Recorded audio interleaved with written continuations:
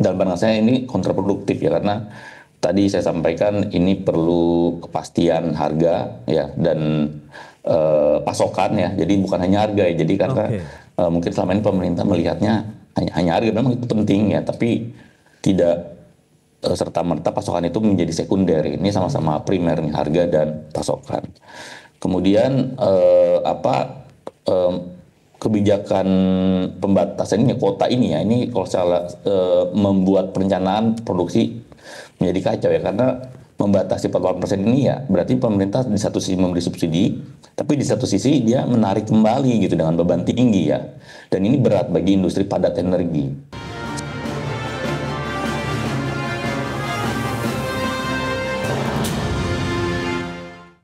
Ya, Anda masih menyaksikan Market Review, pemirsa, dan berikut ini kembali kami sampaikan sejumlah data untuk Anda terkait dengan subsektor manufaktur penerima harga gas bumi tertentu. Ini dia beberapa di antaranya, ada industri baja, kemudian petrokimia, oleokimia, kemudian keramik, kaca, pupuk, dan juga sarung tangan karet. Ini adalah beberapa subsektor industri yang menerima HGBT. Dan selanjutnya, bagaimana dengan pekerja di industri pengguna gas? Ini ada berapa banyak? Pekerja di sektor industri keramik sekitar 43.058 orang, kemudian baja 31.434 jiwa, kemudian petrokimia 23 ribuan, kemudian kaca 12.928 jiwa, oleokimia 12.288 juta jiwa, maksud kami 12.288 jiwa, kemudian pupuk di 10.420 jiwa, kemudian sarung tangan karetnya di 1.660. Dan selanjutnya kita akan cermati bersama bagaimana dengan pembentukan dari Pusat Krisis Industri Pengguna HGBT. Ini dia beberapa hal yang perlu dicermati. Menerima aduan dari industri pengguna HGBT secara langsung dan terstruktur. Kemudian menjadikan laporan sebagai acuan dalam menghadapi krisis HGBT. Kemudian wujud akuntabilitas publik Kemenperin sebagai pembina industri. Nah, ini dia. Kita lihat apakah ini benar-benar bisa menjadi game changer, menjadi solusi yang solutif ya untuk industri yang menerima HGBT. Kita akan lanjutkan kembali perbincangan bersama dengan Pak Justinus Gunawan, kemudian juga Mas Aryo DP Irhamna. Baik, itu dia. Dengan beberapa informasi tadi yang sudah disampaikan, Mas Aryo, seberapa urgent akhirnya dan seberapa efektif yang diharapkan dengan pembentukan Pusat Krisis Industri Pengguna Gas Bumi ini? Iya, jadi pertama ya, PGN menyampaikan ya bahwa terjadi force major ya, dalam rantai pasok energi tertentu gitu ya. Namun itu memang mungkin terjadi ya, tapi bagi industri dari ini tidak bisa dijadikan solusi permanen. Karena kontrak komersil gas itu bersifat rigid dan committed. Jika diganggu maka ada penalti gitu ya, baik di hulu maupun di hilir. Ya, jadi pemerintah dan bersama PGN ya tentunya perlu menyiapkan mekanisme kontingensi ya, misalkan impor LNG jangka pendek gitu, swing kontrak atau cadangan strategis ya untuk melindungi industri dari shock pasokan yang terjadi sekarang ini. Itu satu. Kemudian yang kedua ya tadi ya terkait kebijakan kuota ya, ini saya pengen menambahkan ya. Jadi memang dalam pandangan saya ini kontraproduktif ya, karena tadi saya sampaikan ini perlu kepastian harga ya dan pasokan ya. Jadi bukan hanya harga ya. Jadi karena mungkin selama ini pemerintah melihatnya hanya harga, memang itu penting ya, tapi tidak serta-merta pasokan itu menjadi sekunder. Ini sama-sama primer nih, harga dan pasokan. Kemudian kebijakan pembatasan ini, kuota ini ya, ini kalau salah membuat perencanaan produksi menjadi kacau ya, karena membatasi 48% ini ya berarti pemerintah di satu sisi memberi subsidi, tapi di satu sisi dia menarik kembali gitu dengan beban tinggi ya, dan ini berat bagi industri padat energi. Spike cost ya, ini langsung naik ya jadi 17,8 ya, prime itu ini sangat tidak kompetitif ya dibanding negara lain. Kemudian terkait pusat krisis ini ya, jadi ada 3 hal yang menurut saya yang perlu diperhatikan ya dari time horizon ya. Pertama, dalam jangka pendek ya, ini perlu ada cadangan gitu ya, yang jika terjadi lagi gitu force major seperti ini ya, tentu harus ada gitu. Mungkin juga ini meskipun akan sedikit mengganggu neraca perdagangan ya, perlu memaksakan impor ya LNG sebagai penyangga ya lewat FSRU ke terminal ya dengan memanfaatkan freight yang sedang rendah menggunakan delivery cost. Kemudian perlu ada relaksasi ya take or pay ya sementara digilir agar pabrik ini tidak dihukum nih saat jadi seperti ini.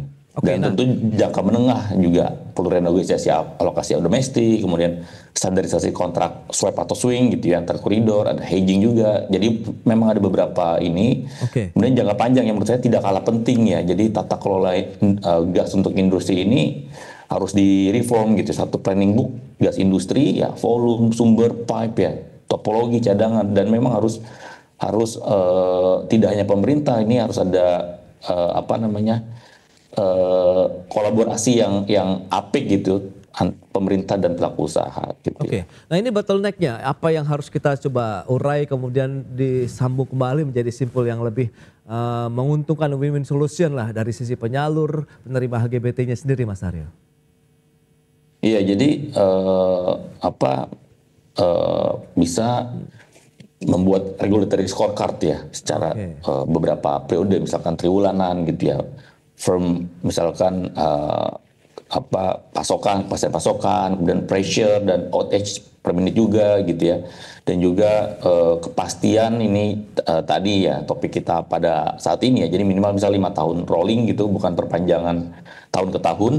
Kemudian price volume commitment juga bersifat yang jelas gitu ya. Dan formula kelebihan volume ini berbasis pasar juga gitu ya. Kemudian klausul kompensasi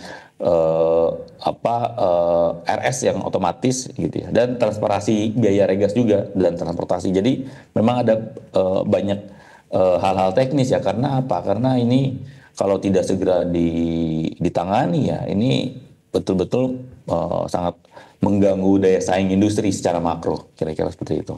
Baik, nah Pak Justinus, apa yang diinginkan dari pelaku industri begitu? Mengingat Anda sampaikan tadi sempat sudah normal kembali begitu ya, dikatakan untuk pasokan gasnya sendiri. Nah lantas bagaimana ke depannya? Keberlangsungan ini akan berpotensi jangka panjangkah begitu? Atau potensi hari seperti ini, force major seperti disampaikan tadi sebelumnya juga kan tidak bisa kita elakkan kalau memang itu terjadi begitu Pak Justinus?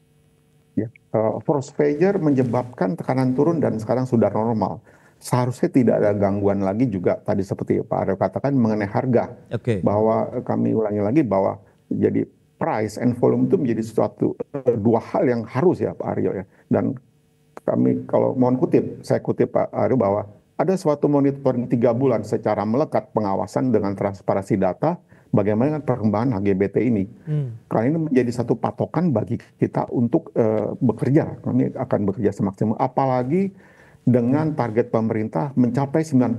Apabila kita hitung dari 5% ke 9%, maka itu kenaikannya 4%. 4% dibagi dengan keadaan saring 5%. Berarti 80% kenaikannya. Pak Aryo pasti sangat paham bagaimana kita memerlukan suatu energi yang sangat luar biasa besarnya juga. 80% dipermudah dan diperkuat gitu ya. Jadi bukan sekedar kami siap. Apalagi dengan banyaknya juga investasi yang sudah terrealisir, seakan-akan sekarang terjebak. Bahwa ada beberapa utilisasi yang sudah baru, kemudian ditambahkan, siap untuk dengan game changer tadi pada katakan sejak tahun 2020, itu kita bisa full maksimum Pak. Jadi sekali lagi kami himbau, kalau bisa langsung cabut saja itu 48%, dan kemudian pasokan tanpa surcharge juga. Tadi harga itu membayang-bayang, jadi kami ketakutan. Kami sekarang ketakutan untuk mengambil order baru, khususnya dari ekspor. Kita bertumbuh pada ekspor sekarang nih. Oke, ini menarik. Lantas bagaimana harapan juga terkait dengan pusat krisis industri pengguna HGBT begitu yang dibentuk oleh Kemenperin. Menurut Anda ini bisa menjadi solusi jangka panjangkah atau bagaimana? Atau tergantung memang pasokannya, kemudian kuota yang justru itu menjadi tantangan utama? Pasti. Kami yakin bahwa apabila Kementerian Perindustrian sudah mulai melakukan center, itu sama seperti sekitar 10 tahun yang lalu. Saya ingat bahwa sekitar bulan-bulan begini tahun 2015 itu Menteri Perindustrian berkirim surat kepada pemerintah yang terkait untuk memastikan harga yang kami minta. Kemudian dengan kajian yang sangat mendalam dari para akademisi dan juga konsultan, maka kemudian keluarlah Perpres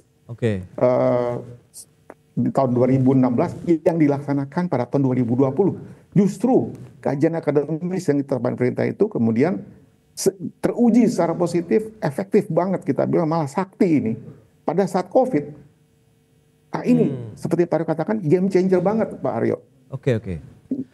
Nah, terkait dengan harga gas bumi tertentu, menurut Anda ini kebijakan yang memang kalau Anda katakan ini game changer, kemudian terbukti bisa menjadi salah satu penopang begitu ya geliat industri di tanah air. Kedepannya, apakah berlanjut ini secara jangka yang sangat panjang atau bagaimana Pak Justinus? Sehingga benar-benar bisa menopang lagi daya tahan, kemudian daya saing industri juga. Kita tahu kan tekanan global juga saat ini masih cukup kuat begitu Pak Justinus. Ya, regulasi menyatakan bahwa HGBT sekarang berlanjut sampai dengan 5 tahun.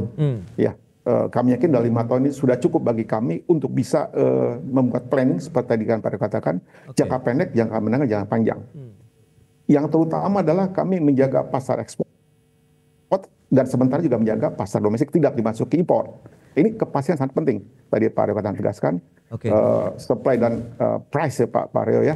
Pak Aryo lebih paham mengenai hal ini. Bagaimana ini pengaruh jangka pendek, jangka pendek dan jangka menengah gitu. Baik. Nah, Mas Aryo, bagaimana Anda melihat potensi ke depan begitu harapan terkait dengan sektor industri HGBT yang masih akan terus berlanjut begitu game changer yang seperti Anda sampaikan ini benar-benar bisa menjadi bukti, menjadi fondasi yang kuat juga untuk sektor industri manufaktur kita ke depan di tengah PMI manufaktur kita juga yang masih mengalami kontraksi yang diharapkan trennya akan semakin baik lagi dan lebih ekspansif begitu Mas Aryo. Ya jadi HGBT ini kan price only policy gitu ya. Jadi saran saya ke depan gitu ya.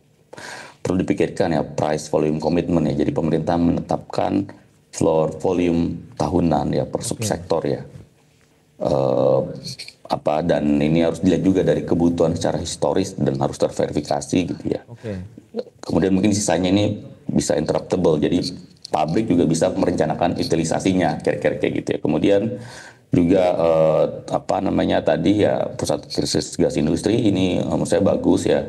Dan memang pemerintah jangan sendiri gitu, harus melihat data yang real gitu di industri dan perlu bangun ya industri gas ahead auction kira-kira kalau ada shortfall gitu ya tadi ya, maksudnya pusat krisis gas ini juga harus melihat ke sana gitu ya, volume cadangan seperti apa gitu ya, khusus off-taker HGBT ini dengan harga tertutup ya dan batas atas yang terikat gitu. Jadi menurut saya ada beberapa bahkan mungkin tadi ya kuota ini dengan support tarif gitu. Jadi mungkin komponen capacity dan juga misalkan dengan komponen volumetrik ya. Jadi ada beberapa pilihan-pilihan alternatif yang kebijakan dan tentu ini harus kita lihat ya kebutuhan industrinya seperti apa gitu dan agenda besarnya adalah kapasitas produksi industri ini jangan sampai terganggu kira-kira kayak gitu ya, karena ini mereka menyiapkannya jangka panjang dan rigid gitu. Itu dia, planning jangka panjang yang memang selalu disiapkan oleh industri, rencana kerja tahunan begitu ya, ini jangan sampai terganggu dengan adanya mungkin gangguan dari pasokan. Jadi seperti yang Mas Aryo sampaikan, kita harus ada plan B-nya, cadangannya seperti apa yang sudah disiapkan sehingga pada saat ada force major kemudian kita ada backup plan-nya begitu untuk bisa menjamin roda industri tetap berputar begitu untuk bisa mendorong juga roda perekonomian Indonesia ke depannya. Baik, Mas Aryo, Pak Justinus, terima kasih banyak ini atas informasi, update dan juga insight yang sudah diberikan kepada pemirsa IDX Channel pada hari ini. Selamat melanjutkan aktivitas Anda kembali. Salam sehat. Sampai berjumpa kembali. Pak Justinus, Mas Aryo, terima kasih. Terima kasih Mas Pras. Terima kasih Pak Aryo. Baik pemirsa, 1 jam sudah saya menemani Anda dalam Market Review dan perbaharui terus informasi Anda hanya di IDX Channel, your trustworthy and comprehensive investment reference. Karena urusan masa depan harus terdepan, aku investor saham. Saya Prasetyo Wibowo beserta seluruh kerabat kerja yang bertugas pamit undur diri. Terima kasih, sampai jumpa.